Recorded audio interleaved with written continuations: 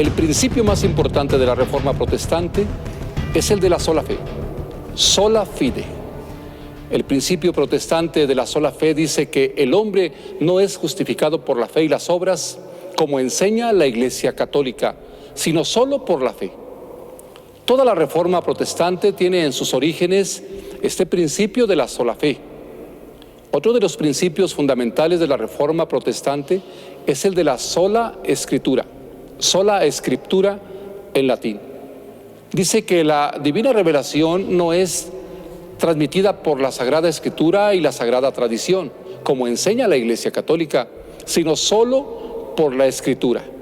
También dice que la Sagrada Escritura es la única autoridad en materia religiosa establecida por Dios en la tierra, lo cual implica el rechazo del magisterio de la Iglesia contra lo que enseña la Iglesia Católica, la nuestra.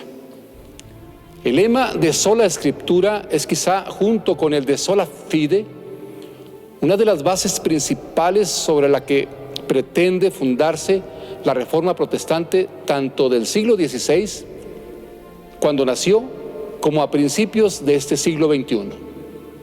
La definición de dicho lema sería la siguiente: solamente la palabra de Dios escrita es la autoridad final en materia de fe, doctrina y moral.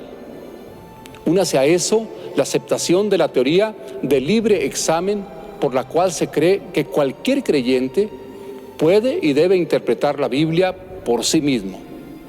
La realidad, sin embargo, ha demostrado ser muy diferente. El Concilio Vaticano II, en la Dei Verbum, trata sobre la divina revelación. Esto es el acontecimiento en el que Dios se comunica al hombre. Esto es, Dios comparte a los hombres sus designios de salvación y todo su amor. Así pues, Dios interviene en la historia para la salvación de los hombres. Esto es un acontecimiento sacramental en cuanto que en él se da una conjunción de acciones y de palabras que anuncian o desvelan el significado de las acciones. El culmen y el centro de esta comunicación de Dios a los hombres es un acontecimiento que culmina en la persona de Cristo, Epifanía de Dios. Además de la revelación, el documento trata también de su transmisión. Y esto es, hermanos, que hay que conservar lo que se ha revelado y transmitirlo a lo largo de los tiempos. Cristo fue el que comunicó y le dio por encargo a los apóstoles la transmisión de esta revelación. Cristo mismo es la personificación de la plenitud de lo que Dios nos ha comunicado. El evangelio de la plenitud de su misterio, los hechos y los dichos por Jesús, es lo que deben transmitir los apóstoles.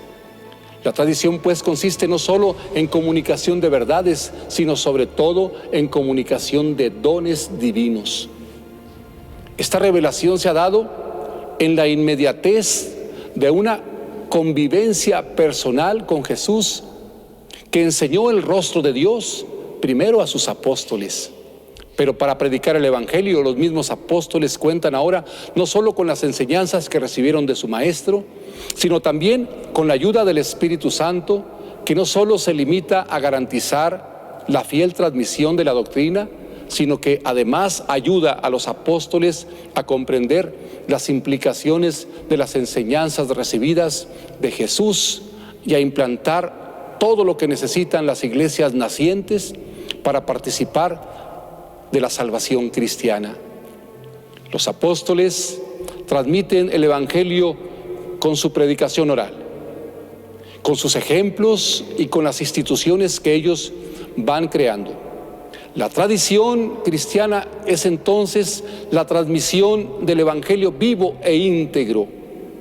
El concilio menciona en primer lugar la tradición oral, no escrita, y luego la tradición apostólica escrita.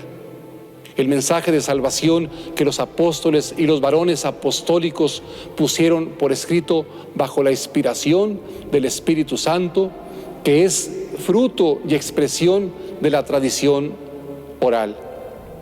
La Iglesia, en cuanto apostólica, entonces se remite al dinamismo siempre vivo de esta tradición oral que pasa de boca en boca y de generación en generación y que luego se transforma en tradición escrita. Así pues, tradición y escritura se transforman necesariamente en las dos fuentes de la única revelación. Esto es la comunicación de Dios a los hombres. Así, hermanos, la sucesión apostólica es pues una condición necesaria para la permanencia y la vigencia de esta tradición apostólica. La Dei Verbum en el número 7 recuerda la necesidad de conservar y transmitir a todas las generaciones la revelación divina. El número 8 nos recuerda que hay que conservar y transmitir la predicación apostólica. Esta tradición que deriva de los apóstoles progresa en la Iglesia con la asistencia y la fuerza del Espíritu Santo, puesto que va creciendo en la comprensión de las cosas y de las palabras transmitidas. Así, de esta manera, queridos hermanos, podemos afirmar ahora cómo el Concilio Vaticano II nos recuerda que no es solo la palabra el único medio de transmisión utilizado por la Iglesia. Transmite también con su vida, con sus intenciones, con la liturgia, con los ritos, con su testimonio. Lo que se transmite y perpetúa no es solo la doctrina de la Iglesia, sino toda su vida. Para conservar una realidad viva y vivificante como es la revelación de Dios, tiene que haber asimilación vital y progresiva. Así la Iglesia, tan llena de imperfecciones, camina a través de los siglos hacia la plenitud de la verdad. La tradición es entonces la tradición apostólica y no las tradiciones eclesiales. La tradición progresa y la comprensión de ella crece con la asistencia del Espíritu Santo. Esto es muy importante. La contemplación y el estudio, la inteligencia de las cosas espirituales y la predicación del magisterio. El progreso de esta tradición es tarea de toda la Iglesia, porque es a ella a la que se le ha confiado el depósito sagrado de la palabra de Dios. Con la ayuda del Espíritu Santo, todas las acciones de la Iglesia contribuyen de hecho al progreso de esta tradición. Es la tradición viva que se encarna en la vida de la Iglesia con su poder dinamizador y se expresa en todas sus manifestaciones. Por la tradición se le manifiesta a la Iglesia el canon íntegro de los libros sagrados. Por la tradición, los libros sagrados son comprendidos cada vez mejor y son mantenidos siempre activos. La tradición interpreta y aplica los libros sagrados a la vida.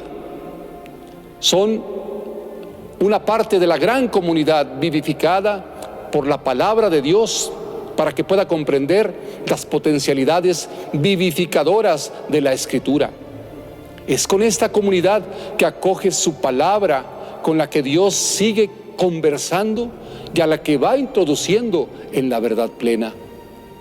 Escritura y tradición, nos dice Dei Verbum 9, las dos tienen un mismo origen y hay una mutua dependencia. La Escritura necesita la tradición para el conocimiento del canon bíblico y para actualizar su potencialidad salvífica. La tradición necesita de la Escritura como una norma estable de inspiración divina que garantice su permanente apostolicidad y fecundidad. Ambas mantienen la misma fuente divina, confluyen en cierto modo en uno y tienden a un mismo fin. La Escritura se le atribuye el origen divino porque está escrita bajo la inspiración del Espíritu Santo. La Escritura es palabra de Dios por la inspiración. Son de origen divino su contenido y su expresión verbal. La tradición nace al acoger la palabra de Dios, confiada a los apóstoles, y se vivifica al transmitirla. La tradición es humana, pero transmite la palabra de Dios a los sucesores de los apóstoles para que conserven y expongan y la difundan. La Escritura y la tradición juntas constituyen el depósito sagrado de la palabra de Dios. Dei Verbum número 10 nos recuerda que este depósito de la fe ha sido confiado a la Iglesia. Es pues la acogida de la revelación por la fe que constituye a la Iglesia como comunidad de creyentes y como depositaria de la revelación para su transmisión a todos los hombres. La adhesión de todos a la palabra de Dios que les ha sido confiada hace que fieles y pastores se mantengan siempre unidos en la doctrina de los apóstoles, en la comunión fraterna. La tradición apostólica crea pues comunidad, y esta permite que la tradición perdure a lo largo del tiempo. Es la tarea de todos los miembros de la Iglesia, es la tarea de todos los creyentes. Pero el depósito de la fe no ha sido confiado a cada hombre en singular, sino al magisterio vivo de la Iglesia. Y la función específica del magisterio es la de interpretar auténticamente la palabra de Dios en nombre de Cristo y con su autoridad.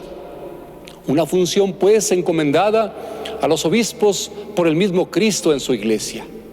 Es una función que tiene como fin conocer con certeza el sentido genuino de lo revelado por Dios y que cuenta para ello con la ayuda y la luz del Espíritu Santo.